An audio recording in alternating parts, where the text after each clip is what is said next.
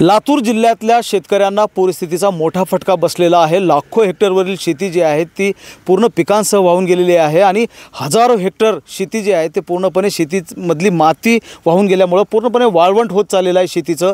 लातूर जिल्ह्यातल्या कार्ला भागामध्ये आपण आहोत। आपण जर पाहिलं तर या शेतीमध्ये जे आहे ते पूर्णपणे तलाव निर्माण झालेला होता। तेरणा नदी जी आहे ती तिच्या पात्रापासून साधारणतः 1-1.5 किलोमीटर रुंदीने वाहत होती आणि त्यामुळे पूर्णपणे शेती जी आहे ती पाण्याखाली आलेली होती। सोयाबीन शेतीचं हे वाळवंट झालेलं आपण पाहतो आहोत। असं आपण जर पाहिलं तर पूर्णपणे सोयाबीनची शेती असेल, तूर, ऊस जी काही पिकं होती पूर्णपणे वाहून गेलेली आहेत आणि जी उरलीत ती अशा पद्धतीनं वाळवंट झालेली आहेत। या भागातले शेतकरी आपल्यासोबत आहेत, त्यांच्याकडनं जाणून घेणार। मला सांगा, ही तुमची शेती आहे पूर्णपणे सोयाबीनची, आता म्हणजे सोयाबीन पूर्णपणे उद्ध्वस्त झालेलं दिसतं आहे।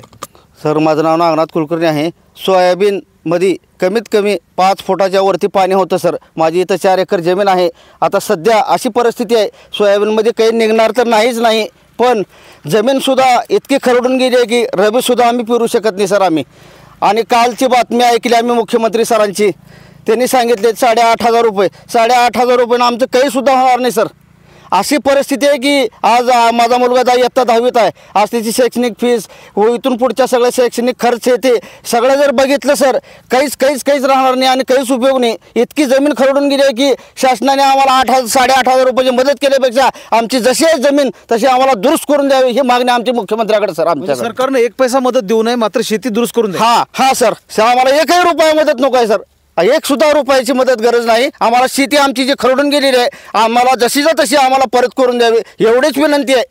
8,000-8,500 आमचं काहीच नुकसान भागणार नाही सर आमचं। म्हणजे शेतकरी आहेत ती 1 पैसा देखील मदत नको म्हणतायत आणि ही शेतकऱ्यांची शेती जी आहे ते खरडून गेलेली आणि त्याचं पूर्णपणे नुकसान झालेलं आहे। शेती दुरुस्त करून द्यावी आणि जिथे आपल्याला पेरणी करता येईल आणि त्या शेतीवर कुटुंबाची उपजीविका भागेल याची तयारी किंवा यासाठीची जी काही तरतूद आहे ते सरकारनं करावी, अशा प्रकारची मागणी करण्यात येत आहे। मी पुन्हा एकदा तुम्हाला हे शेत दाखवतो किंवा कार्ला शिवारातली जवळपास 500 हेक्टर शेती जी आहे ते पूर्णपणे तेरणा नदीच्या पुराखाली होती आणि त्यामुळं पूर्णपणे शेतकरी या भागातला जो आहे तो उद्ध्वस्त झालेला आहे। 100पेक्षा जास्त शेतकऱ्यांची शेती जी आहे ती पूर्णपणे पाण्याखाली होती। आता पूर ओसरलेला आहे, मात्र शेतांमध्ये आता हे वाळवंट चित्र जे आहे ते तयार झालेलं आपल्याला पाहायला मिळतं आहे।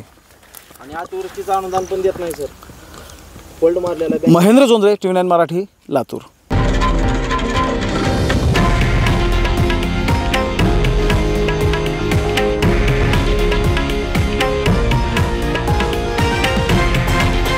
हे आहे देशातील नंबर 1 न्यूज नेटवर्क आणि आपण पाहत आहात TV9 मराठी, एकमेव।